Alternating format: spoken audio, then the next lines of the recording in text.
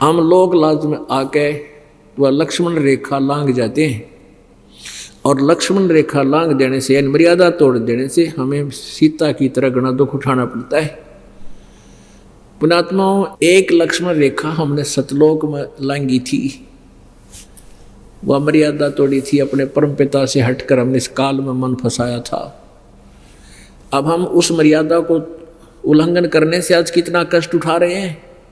इस काल के इस नौलखा बाग में, 21 ब्रह्मांड में हमें कितनी यातना दी जा रही है। किसी का बेटा मर गया, किसी की बेटी मर गई, किसी का दामाद मर गया, किसी की टांग कट गई, किसी का हाथ टूट गया, कट गया है, ना जाने कितने प्रकार के कष्ट आपके ऊपर हैं। कोई कैंसर से पीड़ित है, कोई किसी प्रकार है।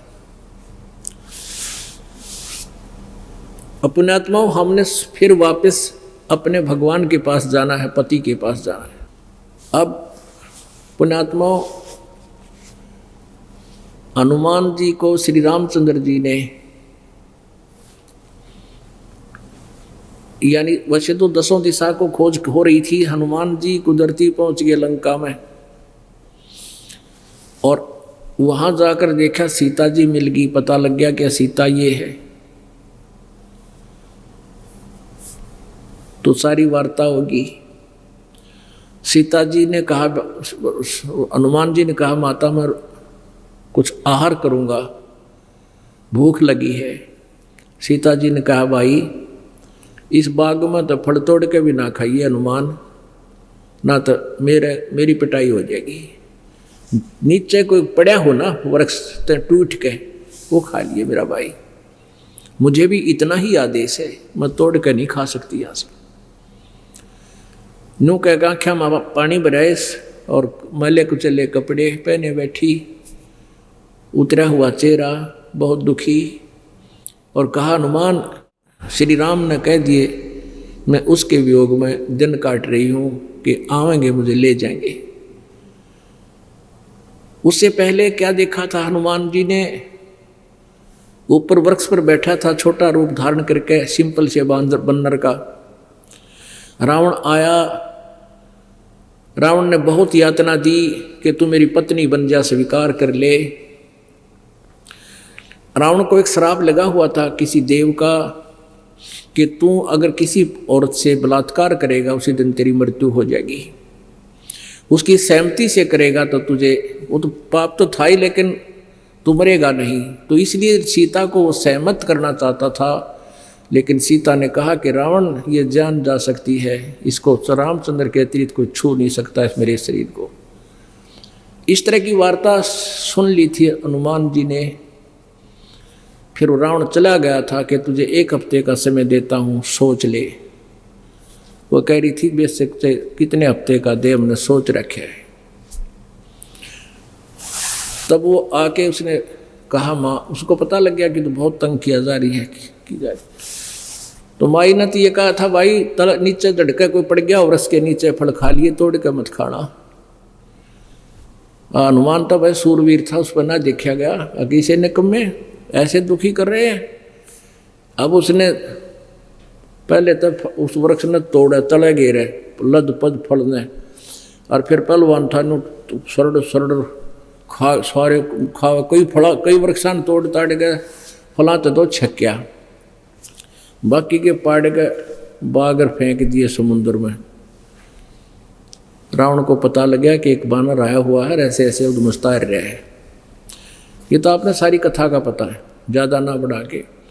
फिर वो वापस आ गए, सीता जी को अंगूठी दे आए, उनसे कंगन दे आए जो श्री राम पहचान सकते थे। सारी बात होगी। अब और कथा ना सुनाना चाहता, दास तो कहना चाहता है। अब रामचंद्र जी को हनुमान जी ने बताया कि भगवान सीता जी मिल गई और रावण के 9 लखे बाग में कैद कर रखी है। अब रामचंद्र जी हनुमान जी को अन्य व्यक्तियों से दूर ले गया कि आजा मेरे प्यारे बच्चे को। खुशी तो घनी हुई, मैं सीता जी की खोज कराया, सीने से लाया, प्यार किया कि आजा मेरे भक्त, मेरे संत, एक बार इधर आजा, 2 बात पूछूंगा। एकांत में जाकर पूछा, जैसे पुलिस वाले पूछा करें चोरते हैं। कहने लगा भाई अनुमान उड़ते ठीक से सीता अका जी दया है आपकी, भाई रोटी कहाँ खाई। रावण का वहाँ गया होगा ना दरबार में, अक नहीं भगवान वहाँ नहीं गया, सीता लेकर गई होगी इतने वहाँ रावण के दरबार में, वहाँ खाना खा के आया होगा कि नहीं भगवान। माता ने तो ये कहा था कि यहाँ से कोई फल भी तोड़ के नहीं खाना तूने, फल भी तोड़ के खा लिया ना बेटा, मैं भाई मन ना पीटेंगे ये, फिर मेरी पिटाई करेंगे। कोई नीचे पड़ा हो ना टूट के अपने आप, वो खा लेना। वह किसके रावण के वहाँ जाओ थी। फिर कहने लगा कि आर श्रृंगार खूब कर रखे होंगे, सुथरे कपड़े पहन रखे होंगे अच्छे बढ़िया। अक नहीं। क्या वो रावण के पास जाती थी? अक नहीं, मैंने अपनी आंखों देखा, सारी वार्ता बताई कि वो तो आपके वियोग में आपके अतिरिक्त किसी को सौंपन में भी नहीं सोचती। अपनात्माओं, यहाँ रामचंद्र जी ये देखना चाहते थे, यदि वो आस्था मेरे में रखती है तो उसने लाऊं, और जय वो रावण से ही संबंधित हो चुकी है, रावण से घुल मिल गई है, फिर क्यों दुनिया मरवाऊं? दुनिया के लाल मरेंगे वहाँ पर, फिर क्यों लाऊं उसको छुटवा के?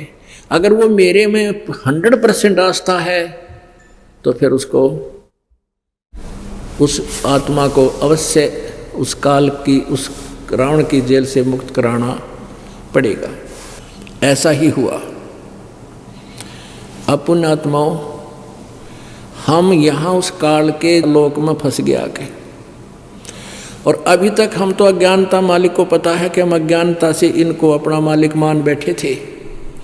अब पता लग गया कि ये हमारे स्वामी नहीं हैं, यहाँ हमारा वो पति नहीं है, ये हमारा पति सतलोक में है, और वो हमें तभी ले जाएगा जब हम उसके अंदर सीता की तरह आस्था कर लेंगे। हम पति भर्ता पद से गिरे थे, हम पुनः उसी स्थिति में आ जाएंगे जैसे हम काल में आस्था इतनी कर ली थी इस ज्योति निरंजन में, हम अपने मालिक से भी विमुख हो गए थे, एक नहीं मानी उनकी। इतनी प्रबल शक्ति इसमें आस्था थी, इतनी ही प्रबल आस्था अब हमारी उस परम पिता में हो जाएगी, तब वो हमें यहाँ से लेकर जाएगा। तब इस रावण के 9 लखे बाग से हमें रावण की कैद से, इस काल की कैद से छुटवाएगा, अन्यथा बात बने को नहीं। तो पुण्यात्माओं, परमात्मा कहते हैं, अभी आपने संतों की वाणी भी सुनी है कि जो पतिव्रता पति तैराती, आन पुरुष नहीं भावे, बसे पी हर में सुरत प्रीतम में, नो कोई ध्यान लगावे। कि हमारी आस्था इस तरह होनी चाहिए अपने परम पिता में, जैसे लड़की का विवाह हो जाता है, फिर वो अपने मायके जाती है, महीने 2 महीने अपने पति के साथ रह के, अब वो अपने घर पे अवश्य रहती है, किसी को पता नहीं वो के मन में रखती है, उसका एक पल भी ध्यान अपने पति से नहीं हटता, वो वहाँ की सारी सीनरी उसके सामने घूमती रहती है। जो पति भरता पति से राती, आन पुरुष नहीं भावे, पति भरता के मन में दूसरा पति नहीं सुहाया कर, दूसरा पुरुष नहीं सुहावेगा। सुहाने का मतलब ये नहीं है कि वो किसी का आदर सत्कार नहीं करती पति भरता, लेकिन पति रूप में उसके मन में भी नहीं आता ये कि और कोई पति बने, यानी और कोई पुरुष में ऐसी भावना नहीं बनती। यहाँ तो इसी प्रकार कहते हैं, जो पति भरता पति से राती, यानी पति से लीन है, संबंधित है, आसक्त है, और आन पुरुष नहीं भावे। आत्मा इतना स्वभाव, जैसे कोई बीमार हो जाता है और रोटी कोई खाना चाहता है, स्वभाव भावे कोई ना, उल्टी पड़ना हो जाए, ऐसा स्वाभाविक आपका मन बनेगा। यानी इनकी यहाँ के भगवानों में as a god, as a अपना जो ना पूज्य देव नहीं आस्था बने, वो तो ये मालिक है यहाँ के, हमारा परिवार है।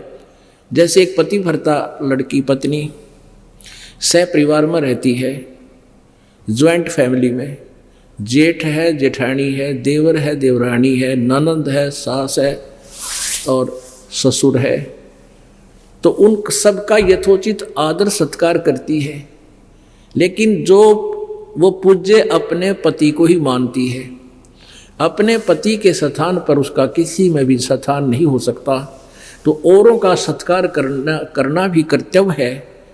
उनको यथा जैसे जेठ को बड़े भाई के तुल्य, देवर को छोटे भाई के तुल्य, जेठानी दुरानी को यथावत, सास ससुर को माता पिता के तुल्य, ननद को छोटी बड़ी को अपने हिसाब से, यानी सबका सत्कार प्यार से रहे। लेकिन जो आस्था अपने पति में वह किसी में नहीं हो, सोपन में भी, तो वो ऐसा होता पतिव्रता के मन में जैसे किसी ने बुखार आ गया हो और उसको कह ले खाना खा ले, उल्टी गिरन हो जा, जी परखी नहीं जा, तो ऐसा स्वभाव बनेगा आपका। तो ऐसा स्वभाव बनेगा, अन्य भगवानों के प्रति आपकी आस्था कति नहीं रहेगी, मन में भी नहीं आवे, न सोच भी नहीं सकते कि इनसे मैं कुछ मांग लूँ, यानी इनसे पति वाले कर्म कर लूँ। कहने का भाव है कि हम अपने मालिक परमात्मा से ही मांगे, जो मांगे, जो कुछ भी चाहे उसी से अपनी पूर्ति करें, तब हम पतिव्रता बनाएंगे। और फिर कहते हैं पतिव्रता जमी पर जो जो धर है पावे, समर्थ झाड़ू देते हैं ना काटा लग जावे। पतिव्रता यानी ऐसी प्यारी आत्मा जो एक परमात्मा कबीर जी के अतिरिक्त किसी को सौंपन में भी नहीं सोचती, फिर वो अपने जीवन रूपी सफर में जब चलती है, वो समर्थ, वो पूर्ण परमात्मा, वो कबीर परमेश्वर उसके जीवन रूपी सफर में कांटों को बुहारता है, वो पाप कर्म रूपी कांटों को सब साफ करता चलता है। कहीं मेरी प्यारी आत्मा को कोई कांटा ना चुभ जा, कोई कर्म का दंड ना लग जा। कहते हैं इस प्रकार अपने परम पिता में ध्यान लगावे। अगर आप ये वीडियो YouTube पर देख रहे हैं तो हमारे चैनल को सब्सक्राइब करें और बेल आइकन को दबाना ना भूलें। अगर आप Facebook पर ये वीडियो देख रहे हैं तो हमारे पेज को लाइक करें।